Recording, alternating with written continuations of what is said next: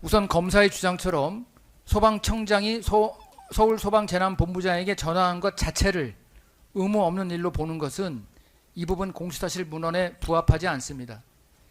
또한 전화를 건 행위를 통화 내용과 분리하여 그 자체만으로 가벌성이 있는 행위로 볼 수는 없고, 적어도 그 통화 내용이 이 부분 공수사실의 최종 결과에 해당하는 일선 소방서에서 경찰의 단전 단수 협조 요청에 대한 준비태세를 갖추게 된 것에 기여할 수 있어야 합니다. 따라서 이와 같이 소방청장이 전화한 것 자체가 의무 없는 일에 해당한다는 검사의 주장은 받아들이지 않습니다. 다만 소방청장이 서울소방재난본부장에게 전화한 것이 공소사실과 같이 특정 언론사 단전 단수에 대한 협조를 지시한 것으로 볼 수 있다면 이는 가벌성이 있는 행위가 될 수 있으므로 이하에서는 위 통화 내용이 특정 언론사 단전 단수에 대한 협조 지시를 한 것인지 여부에 대해서 보겠습니다.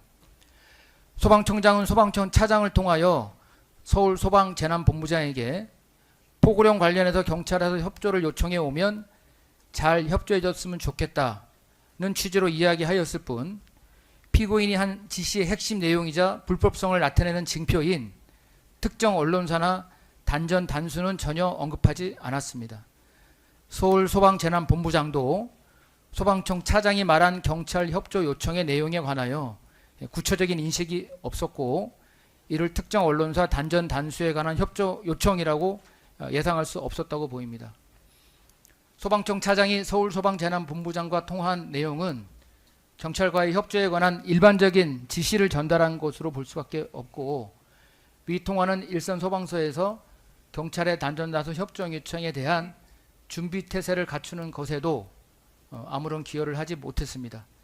결론적으로 피고인의 지시로 인하여 소방청장이 서울소방재난본부장에게 특정 언론사 단전 단수에 대한 협조를 지시하였다거나 일선 소방서에서 경찰의 단전 단수 협조 요청에 대한 준비태세를 갖추었다고 볼 수 없습니다.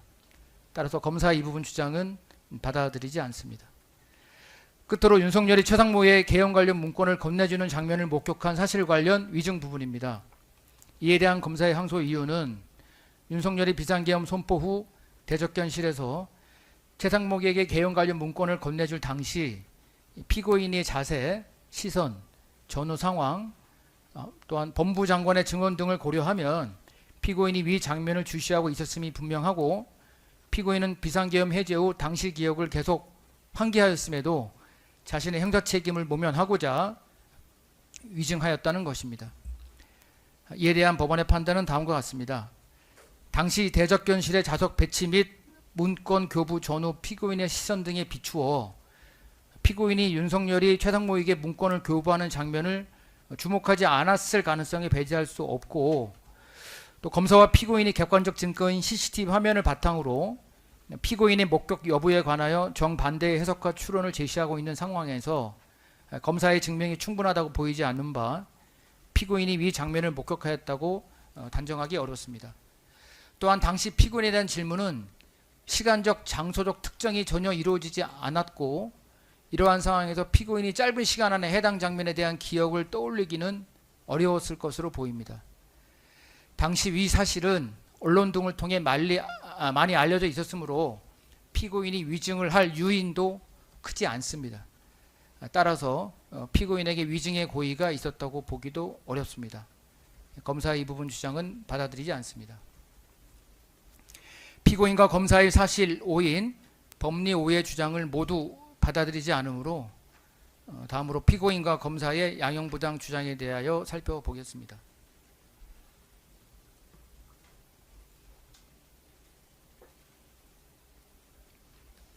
먼저 원심이 피고인에 대한 양형의 이유로 설시한 사정 중에서 피고인이 윤석열, 김용현 등의 내란 행위에 관하여 이 사건 비상계엄 선포일 이전에 이를 모의하거나 예비한 정황은 발견되지 않는 점, 피고인이 단선 단수 조치의 실행을 주도적으로 계획한 것으로 보이지 않는 점은 피고인에게 유리한 사정으로 참작될 수 있습니다.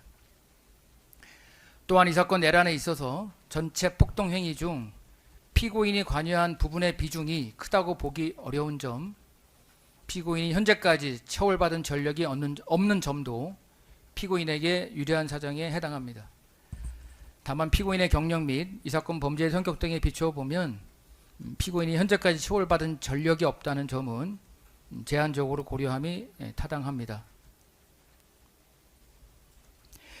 그러나 위와 같은 유리한 정상에도 불구하고 피고인의 이 사건 범행은 다음과 같은 이유에서 그 책임이 무겁다고 보아야 합니다. 형법 제2편 각 측의 서두에 규정된 내란죄는 국가의 존립과 헌법 질서를 보호하기 위한 규정입니다. 우리 헌법이 근간으로 하고 있는 국민 주권주의, 자유민주주의, 국민의 기본권 보장, 법치주의 등의 가치는 우리 사회가 역사적 경험과 국민적 합의를 통해 정립하여 온 것으로서 헌법이 정한 민주적 절차가 아니라 폭력 등의 수단에 의하여 헌법기관의 권능 행사를 불가능하게 하거나 헌법의 기능을 소멸시키는 행위는 어떠한 경우에도 용인될 수 없고, 그러한 의지의 표현으로 헌법 제2편 각 측의 가장 앞부분에 내란죄를 규정한 것으로 볼 수 있습니다. 만약 내란이 성공하여 국민적 합의로 성립한 현재의 헌법질서가 폭력에 의하여 무너지게 되면 이를 원래대로 회복한다는 것은 대단히 어려운 일이 될 것이고, 그로 인하여 우리 사회가 치러야 할 대가는 상상할 수 없을 정도로 막대합니다. 따라서 내란 행위에 대해서는 엄중한 처벌이 필요합니다. 피고인이 범한 내란 중요 임무 종사 행위는 윤석열의 지시에 따라 소방청장에게 특정 언론사에 대한 단전 단수 조치에 협력할 것을 지시한 것입니다. 이는 언론 출판에 대한 허가 검열을 넘어 단전 단수를 통해 물리적으로 비상계엄의 비판적인 언론 보도를 불가능하게 할 뿐만 아니라 그곳에서 근무하고 있는 국민들의 생명 및 신체의 안전에 중대한 위해를 가하는 것으로서 합법적인 비상계엄 상황에서도 허용될 수 없는 위법한 행위에 해당합니다. 피고인은 이 사건 비상계엄 선포 당시 행정안전부 장관으로서 국민의 안전과 재난관리 업무를 총괄 조정하는 지위에 있음에도 불구하고 소방청장에게 특정 언론사에 대한 단전 단수 조치에 협력하라는 위법한 지시를 하였습니다. 국민의 안전과 재난관리를 책임지는 피고인의 지위에 비추어 피고인의 범행은 그 재책이나 비난의 정도가 매우 무겁다고 보아야 합니다. 피고인은 당시 국방부 장관과 더불어 대통령에게 계엄의 선포나 그 해제를 건의할 수 있는 2인 중에 1인이었으므로 비상계엄의 요건을 정확히 파악하여 대통령을 보좌하여야 하는 지위에 있었습니다. 그런데 앞서 본 바와 같이 이 사건 비상계엄 선포는 그 요건을 갖추지 못하여 위법성이 명백하고 피고인도 이를 잘 알고 있었던 것으로 보입니다. 그럼에도 피고인은 본인에게 부여된 헌법상 법률상의 막중한 책임과 지위를 외면한 채 오히려 위법한 비상계엄을 정당화하고 이를 유지하는 데 중요한 수단이 되는 이 사건 내란 중요 임무 종사 범행을 저질렀습니다. 더군다나 피고인은 수사기관 이래부터 항소심에 이르기까지 여전히 이 사건 비상계엄 선포를 용인하는 듯한 태도를 보이거나 자신의 법적 책임을 애써 눈 감고 회피하려는 태도로 일관하고 있는 바, 이러한 점에서도 피고인에 대한 비난 가능성은 매우 크다고 할 수 있습니다. 설령 피고인이 비상계엄에 반대하였거나 이를 적극 만류하였다고 하더라도 피고인은 이 사건 비상계엄 선포 특정 언론사 단전 단수에 대한 협조 지시를 이행할지 여부를 스스로 결정할 수 있는 지위와 권한, 그리고 시간이 있었음에도 결국 최후의 순간에는 위헌 위법한 지시에 따를 것을 스스로 선택하였다고 볼 수밖에 없으므로 그 책임의 정도를 달리 볼 수는 없습니다. 피고인이 내란 중임무 종사 범행을 이행하는 데 있어서 가장 핵심이 되는 것은 윤석열로부터 받은 지시를 소방청장에게 전하는 것이므로 이는 피고인의 적극적 능동적 행위를 필요로 하는 것이 아니었습니다.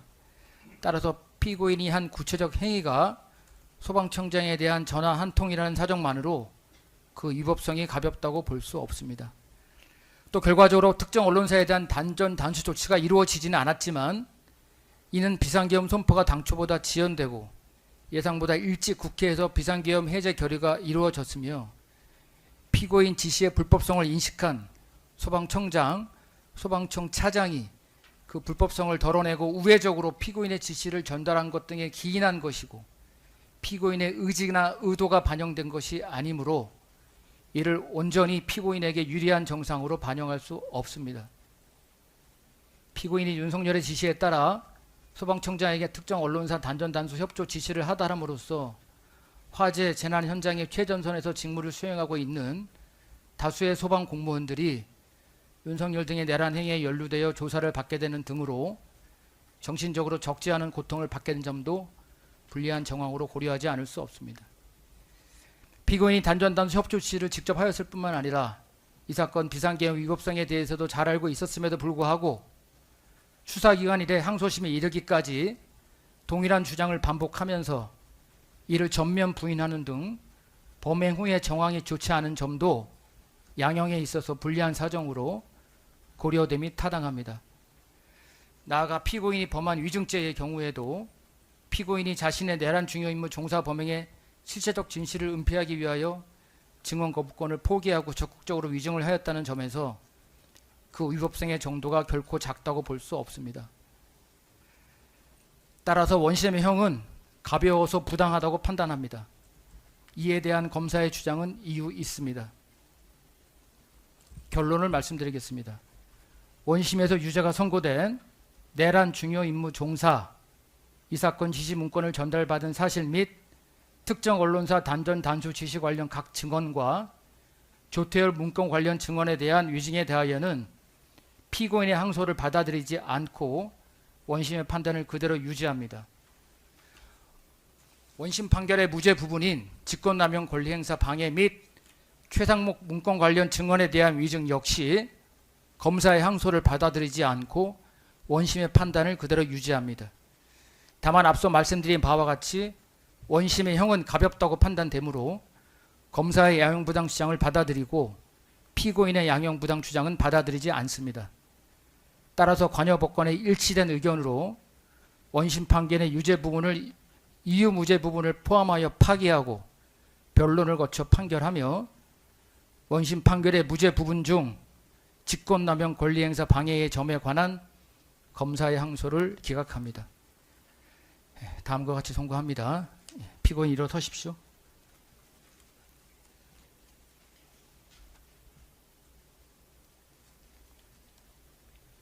주문.